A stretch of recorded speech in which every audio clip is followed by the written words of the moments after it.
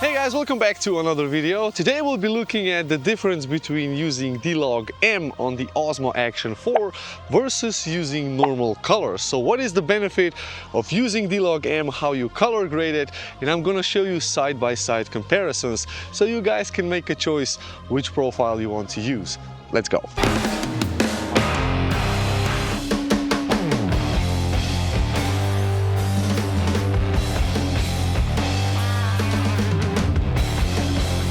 Now, before we get into that, I have to mention that with the latest firmware update on the Osmo Action 4, which is this one over here, the camera actually does a very good job of exposing, the face to the background. So the firmware update did a massive improvement when it comes to HDR videos, even if you're using normal colors, which basically makes the D-Log-M video recordings not as dramatically different as if you would to use normal colors. The difference, however, is that D-Log-M needs to be color graded. And here's a side-by-side comparison once using the normal colors and not even using the Pro mode on the camera, and on the other side using D-Log-M and color graded with the official DJI LUT and some tweaks in post-production color grading. And they look, well, pretty much exactly the same.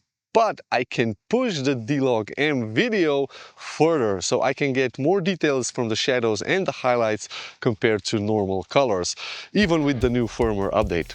Like, honestly, I have no idea why crocodiles are climbing on this golf ball. But hey, it's a work of art. And there's another one, this time with normal colors. So before it was with the D-Log-M, and this time around it's normal colors. And you can see, the reds are really red if you're using normal colors. Yeah, she's big. Now, when it comes to color grading D-Log-M, I'm using DaVinci Resolve for, well, two reasons. Now, the first reason is that it is one of the best softwares out there. It's also a professional color grading software. And the second reason is that it's free. So everything that I'll be showing you in this video can be done in the free version of DaVinci Resolve. You'll find the link down in the description so that you guys don't have to search for it. Now, full disclosure, I do use the full studio version of DaVinci, so don't be bothered by this. But as I said, everything that I'll be showing you can be done in the free version as well. And this is how it goes. So we start first by choosing the video clip, going into the colors page, and then what I typically do is I create three nodes. The first one, called adjustments, is going to be used to adjust any exposure troubles and white balance issues. The second node is going to be the official DJI Osmo Action 4 LUT. So this is the LUT that transforms D-Log-M into Rec. 709, basically bringing that flat desaturated look into a more contrasty and ready to view or ready to use look. And then the third node is going to be the sharpness. Now I have sharpness and denoising set to -2 when I'm using D-Log-M, and when I was using normal colors I had everything set to default, so the default sharpening and denoising. Now the beauty of this camera and D-Log-M is, well, that you can turn the noise reduction and sharpening down.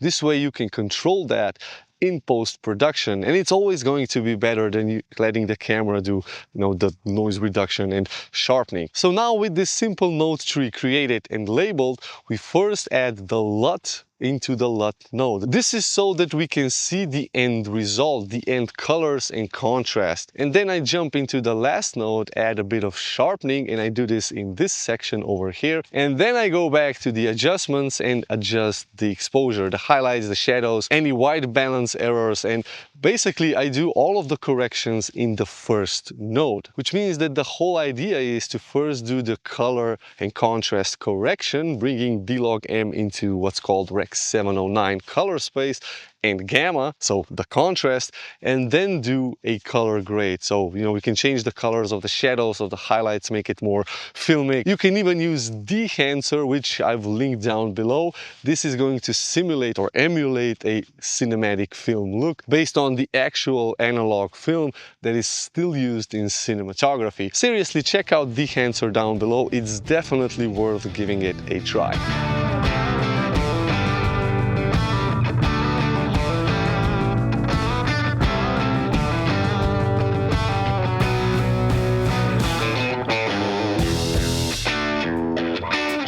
So there you have it, the comparison between D-Log M and normal colors on the DJI Osmo Action 4. And since the Osmo Action 5 is also coming out this month, I think the workflow is going to be exactly the same. So if you found this video interesting, give it a thumbs up. Do consider subscribing to the channel if you're new, and leave a comment down below if you have any further questions. And if you want to watch last week's video, then watch this one over here. Thanks, and I'll see you in this one. Bye bye.